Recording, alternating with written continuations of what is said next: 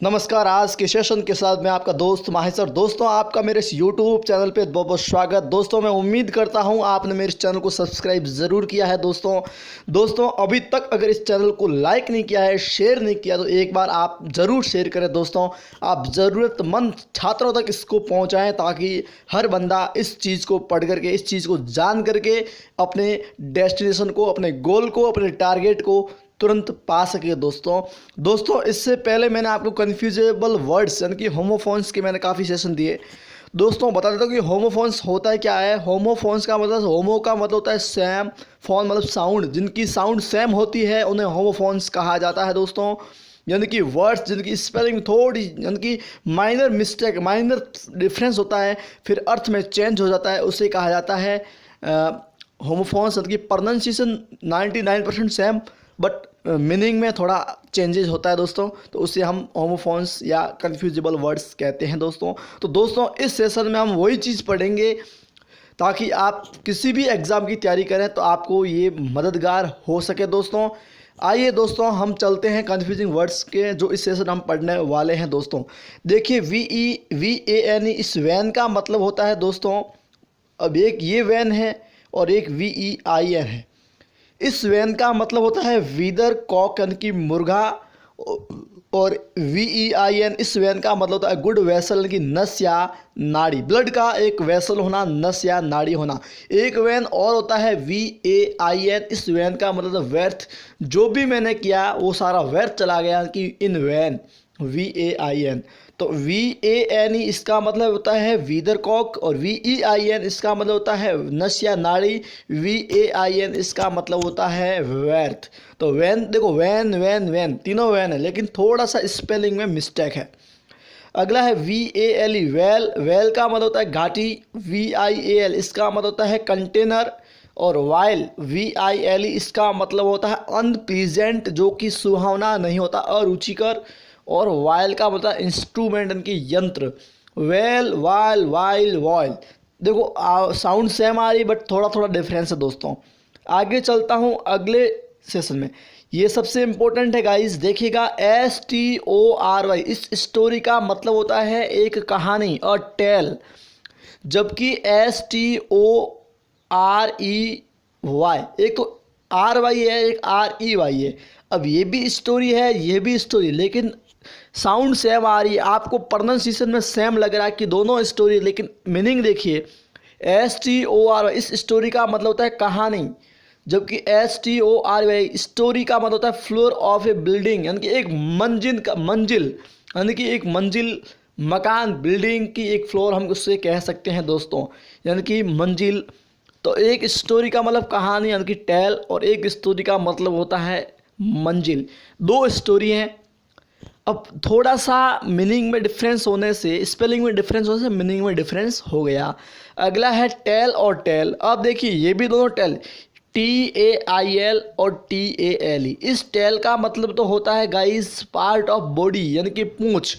एक गाय की पूंछ होती है तो cow has a tail, tail TALE नहीं होगा, TAIL होगा, क्योंकि पूंछ यानी कि एक पार्ट है बॉडी का।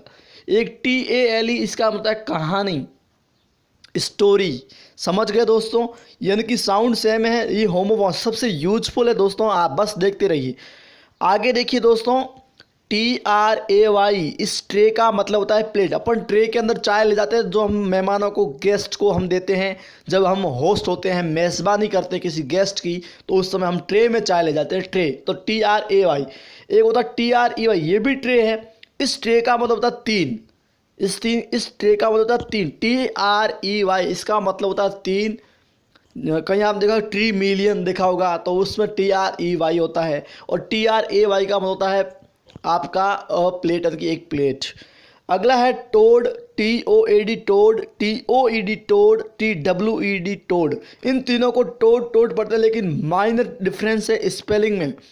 एक टोड होता है, मेढक को कहते हैं मेढक, TOAD। इस टोड का मतलब होता है मेढक, जैसे हम कहते हैं फ्रॉग। एक TOED होता है, इसका मतलब है हैविंग टोज, यानी कि किसी चीज़ को छूना, उसे कहते हैं टो। वैसे टो का मतलब होता है पैर का अंगूठा, और पैर के अंगूठे किसी को हम छूते हैं उसे टोड कहते हैं। आगे है आपका TOWED, इस टोड का मतलब होता है ले जाना, पुल्ड अहीड यानी कि आगे खींचना, ले जाना, उसे कहते हैं टो। TOW इसका मतलब होता है ले जाना, और इसकी सेकंड फॉर्म होती है टोड। तो समझ गए दोस्तों, डिफरेंस है थोड़ा थोड़ा, आपको ये याद करना होगा दोस्तों। आगे चलता हूँ दोस्तों, अगला वर्ड है TOE। इस टो का मतलब होता है बाबू अ पार्ट ऑफ फुट, एक फुट का, एक पैर का एक पार्ट यानी कि अंगूठा। और जो थंब होता है वो होता है हाथ का अंगूठा, और टो होता है आपका पैर का अंगूठा। और एक टो और होता है, इसका मतलब टू ड्रॉ बाय ए रॉप, एक रस्सी के द्वारा किसी भी चीज़ को, जैसे आप बाल्टी को रस्सी से खींचते हैं तो वहाँ TOW टो आता है यानी कि ले जाना। टू ड्रॉ बाय ए रॉप, एक रस्सी के द्वारा किसी भी चीज़ को खींच के लाना, ले जाना, उसको कहते हैं टो। तो समझ गए दोस्तों दोनों डिफरेंस। अगला आपका है टिम्बर, TIMBER, और एक है TIMBRE। तो वुड फॉर बिल्डिंग, जब हम बिल्डिंग के लिए कोई लकड़ियों का यूज करते हैं ना, आप देखे होंगे बहुत सारे डंडे वगैरह का यूज किया जाता है, उससे कहता है टिम्बर। और एक म्यूजिकल इंस्ट्रूमेंट होता है, एक वाद्य यंत्र होता है, उसका नाम है टिम्बर। तो दोनों में डिफरेंस, जिस प्रकार से सेंटर की स्पेलिंग CENTER भी सही है, CENTR भी, RE भी सही है, ER भी सही है, RE भी सही है। मीटर में भी ऐसा होता है, कलर में भी COLOUR भी मिलता है, COLOR भी मिलता है। ये क्यों, दोनों स्पेलिंग सही है, बट एक तो अमेरिकन इंग्लिश है और एक आपकी इंग्लैंड की इंग्लिश है, ब्रिटिश इंग्लिश, दोनों में उसमें उस हिसाब थोड़ा डिफरेंस रहता है। तो टिम्बर का मतलब होता है एक वुड फॉर बिल्डिंग, और एक टिम्बर का मतलब होता है म्यूजिकल इंस्ट्रूमेंट्स है ये। आगे चलता हूँ दोस्तों, टॉट, TAUGHT। इस टॉट का मतलब होता है किसी भी चीज़ को पढ़ाना, यानी कि ये टीच की सेकंड फॉर्म है, past of teach, taught, teach, taught. और एक होता है टॉट, TAUT। टॉट का मतलब स्ट्रेच, टाइट, एकदम तना हुआ है, एकदम कहते हैं टाइट है, उसको कहते हैं टॉट। आगे STIL एक स्टाइल, और STYLE, इस स्टाइल का होता है नैरो पासिज, यानी कि संकरा रास्ता। एक होता है गलियारा, होता है छोटा सा, जिसे हम पगडंडी भी कहते हैं, उसे बोलते हैं स्टाइल। और मोड, स्टाइल कहता है ना मोड, जैसे स्टाइल, जैसे आपकी क्या स्टाइल है, वाह देख करके मज़ा आ गया, तो उस स्टाइल का मतलब है मोड, तरीका क्या उसका।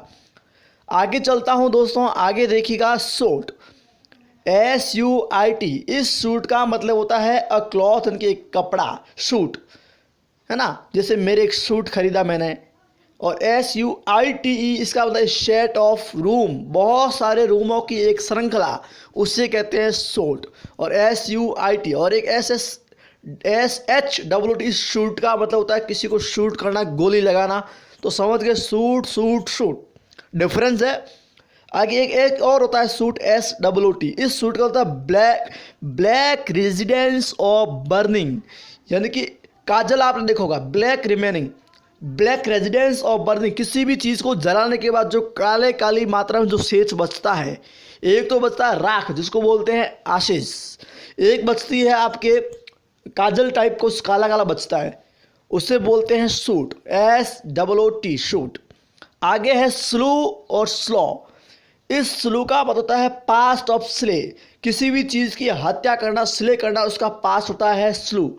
और सैड का किसी का आगे झुकना, उसकी वो होता है आपका स्लॉ, SLAUGH। इस स्लॉ का मतलब झुकना। और SLEW का मतलब है किसी की हत्या करना, इसकी सेकंड फॉर्म है स्ले की सेकंड फॉर्म दोस्तों। आगे देखिए आप, सबसे इंपॉर्टेंट स्ले और स्ले, SLAY, इस स्ले का मतलब किसी को मार देना। और SLEIGH, इसका मतलब स्नो कैरीज, यानी कि बर्फ़ की एक गाड़ी। ये भी स्ले हैं, ये भी स्ले हैं। इस स्ले का मतलब है किल, किसी को मार देना, और इसका मतलब होता है स्नो कैरीज, यानी कि बर्फ़ की एक गाड़ी।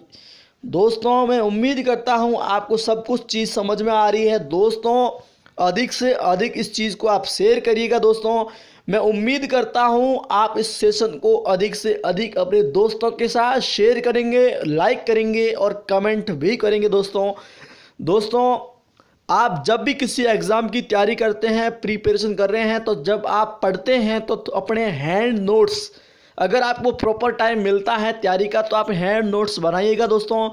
जिससे आपको पढ़ने में आसानी बहुत ज़्यादा होती है। जब आपको सहूलियत हो जाएगी पढ़ने में तो याद भी ज़्यादा होगा। अपने हाथ से लिखी हुई चीज़ अधिक समय तक और अधिक याद होती है दोस्तों। ये जहाँ तक मेरा एक्सपीरियंस कहता है, ये जो मैं आपको दे रहा हूँ ये भी मेरे हैंड रिटन नोट्स हैं। ये नोट्स मैंने बनाए हैं आपके लिए और मेरे लिए दोस्तों। ये सबसे इम्पोर्टेंट नोट्स है दोस्तों। ये जो चीज़ मैं आपको दूंगा ये आपको एक साथ कहीं भी ऐसी चीज़ नहीं मिलेगी। It's my promise. दोस्तों इसको शेयर कीजिए। आपका बहुत बहुत शुक्रिया। नमस्कार। बस आप मेरे से जुड़े रहें।